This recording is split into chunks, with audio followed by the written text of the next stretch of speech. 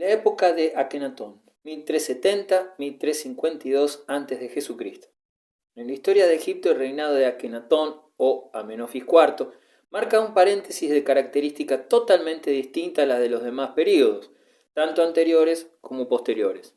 Al entronizar el culto al dios solar, Atón, este soberano quiso acabar con el poder de los sacerdotes tebanos, que la enormidad de sus templos atestigua, no solo en su influencia política, sino también en su condición de grandes terratenientes. Así pues, Amenofis IV suprimió todos los dioses adorados hasta entonces y estableció el culto al dios único, cuyo símbolo era el disco del sol, fuente única de luz y de energía para los hombres. La innovación tuvo también carácter social, puesto que la expropiación de los grandes bienes del clero facilitó una distribución más equitativa de la tierra cultivable. Por último, la reforma afectó asimismo al arte, que prescindió de la falsa trascendencia aristocrática y de todas las deformaciones embellecedoras encaminadas a representar el mundo diferente de como es. Ello dio lugar a un realismo sorprendente que se mantuvo fiel incluso en la representación de los rasgos enfermizos del soberano o de la catarata que cubría un ojo de la bellísima Nefertiti. En arquitectura, la misma tendencia impuso el abandono de las grandes construcciones de piedra, símbolos del deseo de eternidad. Amenofis IV, que en honor del dios solar Atón cambió su nombre por el de Akenatón, servidor del disco solar, no quiso continuar en Tebas, la ciudad de Amón, y erigió una nueva capital que llamó Horizonte de Atón, en el lugar del pueblo actual de El Amarna. Las excavaciones realizadas nos han revelado que se trataba de una ciudad de unos 2,5 kilómetros de largo, construida a base de ladrillo y madera. El realismo de Akenatón se percibe ya en esculturas labradas todavía en Tebas, como sus retratos en facciones angulosas y alargadas, tan distintos de la imagen tradicional idealizada de los reyes. En las ruinas de El Amarna se ha encontrado la obra de un escultor llamado Thutmose, posiblemente el creador de las mejores esculturas de la época, como el retrato de la reina Nefertiti, que se conserva en Berlín, en el que la perfección del rostro ario de una princesa hitita ha sido reproducida con una contenida elegancia. En el taller de Thutmose se encontró otro retrato de la reina sin terminar, quizás todavía más perfecto, que se conserva en el Cairo. También merecen citarse los relieves, trazados con un suave rehundido, que representan a las hijas de la pareja real o al soberano, con una de ellas sobre sus rodillas. En diversos relieves de piedra aparecen las imágenes del rey, su esposa e hijas, adorando al disco solar, que envía hacia ellos sus rayos bienhechores, terminados en cariñosas manitas acariciantes. En pintura, la época de El Amarna significa una gran libertad de movimientos, sin las convenciones habituales en el arte egipcio. En vez de las caras de perfil, se permite en efecto visiones frontales y escorzos totalmente nuevos, tal como ocurre en unas tañedoras y bailarinas que se conservan en el Museo Británico. Casi caricaturescas parecen, aunque graciosas, las hijas de Akenatón desnudas, de cuerpo rojizo, en un fragmento conservado en el Ashmolean Museum de Oxford. La dinastía 19 y 20, 1320-1085 a.C. En el transcurso de la dinastía 18, sobre todo con Tutmosis III, Egipto alcanza su máximo apogeo económico, militar y político, supremacía que intentarán y conseguirán mantener los soberanos de las dinastías 19 y 20, entre los años 1300 y 1200 y 1200 y 1085 respectivamente.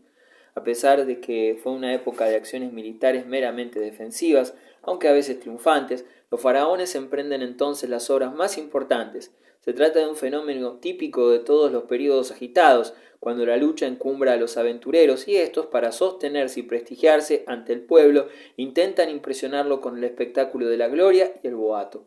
Por ello, a partir de la dinastía 19, el arte adquiere un cariz publicitario. Se trata de impresionar y, en consecuencia, al igual que ocurrió con el barroco de la Contrarreforma, la calidad real no importa, interesa sobre todo el efectismo. En arquitectura, Ramsés I emprende en Karnak la construcción de una sala hipóstila sin precedentes, terminado el pilono de Horemheb y cubriendo el espacio existente entre este y el de Amenofis III, con un espectacular bosque de columnas de 102 metros de anchura por 53 de profundidad. 134 columnas sostenían el techo estrellado que se extendía a dos niveles, un nivel alto para las tres naves centrales y uno más bajo para las otras naves. Entre ambos niveles se conserva todavía alguna de las celosías de piedra destinadas a iluminar y ventilar la sala, según el sistema llamado de hipolampas.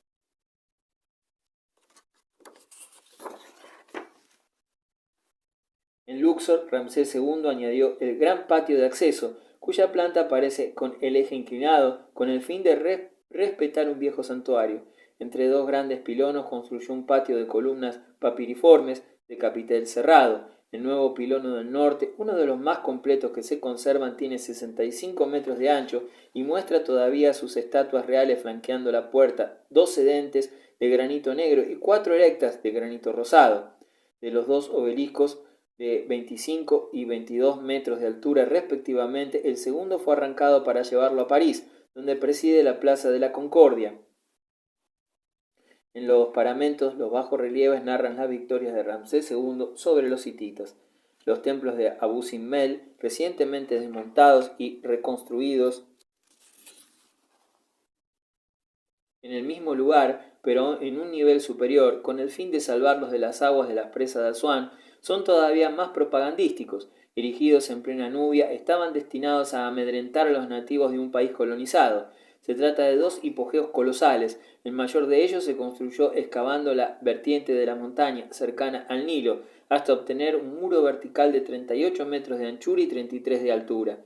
En la propia roca se labraron 4 grandes colosos sedentes que representan a Ramsés II tocado con el Nemes. Sobre la puerta central, en un nicho, aparece una terrible efigie de Ra, con cabeza de buitre. El interior, inclinado ascensionalmente, tiene una sala de 8 pilares osiríacos, o sea, con la figura del rey momificado, al igual que Osiris, sosteniendo el techo donde extienden sus alas unos buitres. Alrededor, en los muros, se desarrollan escenas militares tales como batallas, tributos y castigos terribles. Por el fondo se pasa al santuario, que se decora con escenas religiosas, y a la sala del tesoro. Existen además cámaras anexas. No lejos de este edificio se construyó el templo de Hathor, concebido de la misma manera, es decir, con fachada excavada en la vertiente de la montaña. En 6 nichos se alojaban otras tantas estatuas colosales de 10 metros de altura, talladas en la misma roca. Se trataba de imágenes de Ramsés II, con el Peshent o doble corona, con la corona blanca, o bien con el Nemes, y de la reina Nefertiti, encarnando a la diosa Hathor. En la sala interior, precediendo al santuario, encontramos columnas de capitel hatórico, como las del templo pequeño de Hatshepsut, y los relieves con sacrificios humanos y tributos. Seti I construyó en Abidos, la antigua capital Tinis, un templo votivo. Tras un pilono de entrada aparecen los patios consecutivos, separados por un vestíbulo y una sala hipóstila transversa, de 24 columnas agrupadas de 2 en 2, que conduce por 7 puertas al transepto de los 7 santuarios de Amón, Ra, Osiris, Isis, Horus, Armaquis, Ta y el propio Seti I, divinizado. Esta obra, que admiró a Estrabón sobremanera, forma un rectángulo perfecto y es quizás el precedente de los conjuntos con 2 patios consecutivos. Ramsés II adoptó un plan semejante para su templo funerario, el Ramesseum, construido en la necrópolis tebana. Ante su entrada se alzan 2 pilonos, el primero de ellos de 68 metros de anchura, siguiendo 2 patios, una sala hipóstila de 48 columnas, el santuario y la cámara del tesoro. En el Valle de los Reyes se excavaron las tumbas de muchos faraones. La de Ramsés I consiste en una simple cámara flanqueada por 2 alcobas. Grandiosa es, por el contrario, la de Seti I, con largos pasillos descendentes y 2 grupos de salas con pilastras. La de Ramsés III, con 5 salas transversales, mide 125 metros de longitud.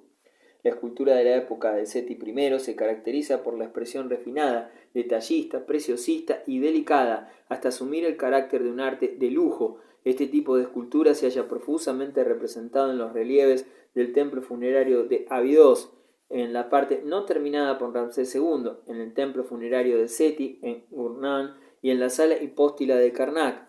y especialmente en su hipogeo del Valle de los Reyes.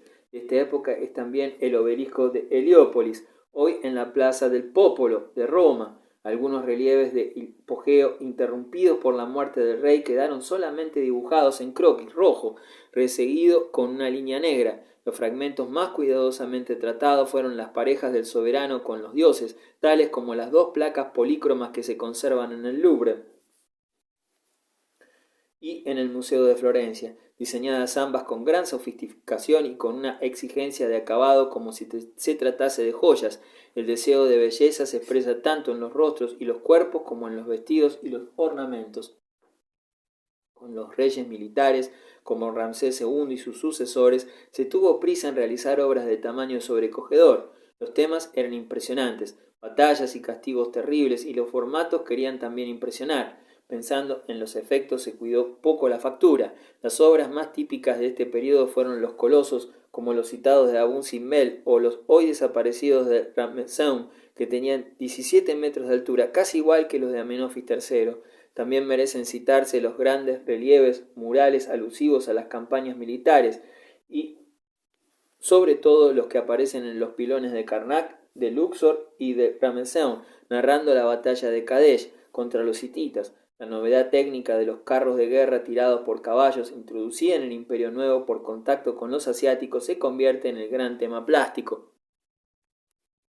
Las obras de pequeño tamaño, como el Ramsés II en granito conservado en el Museo de Turín, imitan de un modo amanerado el virtuosismo y el preciosismo de la época de Seti I. En pintura, los primeros libros o rótulos de papiro con miniaturas que han llegado hasta nosotros pertenecen a este periodo. Destacan especialmente el libro de los muertos y los rollos denominados satíricos, en los que a modo de fábulas se humaniza a diversos animales. Urri y Mitanni, 2000-1500 a.C. Situada entre Siria y Asia Menor, la región de Abur, que engloba el curso alto del Éufrates, constituía un enclave muy propicio para recibir influencias y desarrollarlas. Vivían en ellas los hurritas, pueblo asiático con aristocracia aria que en Tel Alaf desarrollaron una cultura relacionada con la de El Obeid, con casas redondas, templos circulares o toloi y cerámica polícroma. A partir del año 2000 encontramos ciudades circulares, templos sobre plataforma a la manera mesopotámica y un nuevo tipo de palacio, el Ilani, provisto de un pórtico columnario entre dos torres gemelas. En escultura, la cabeza de Jabul, el león de Sheikh Saad y los relieves de Runkaleh atestiguan un sentido de la masa compacta y un punto de partida en el trabajo pétreo como derivado de la sillería que comunica a las formas humanas o animales una tendencia cuadrática con predominio de los planes perpendiculares entre sí.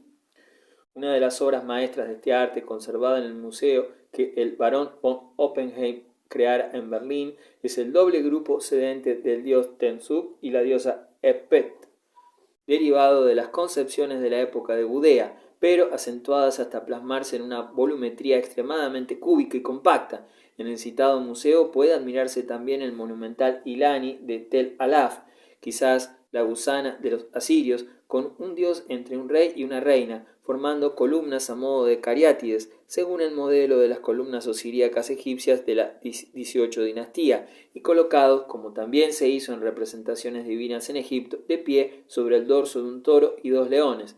Estos leones estiroforos, a menudo bases de piedra para columnas de madera, constituyen un leitmotiv del país y los encontramos en numerosos ejemplos, como en las bases de columnas de la fortaleza ovalada de Sendhilli, con pares de monstruos alados que se conservan en Istambul y en Berlín.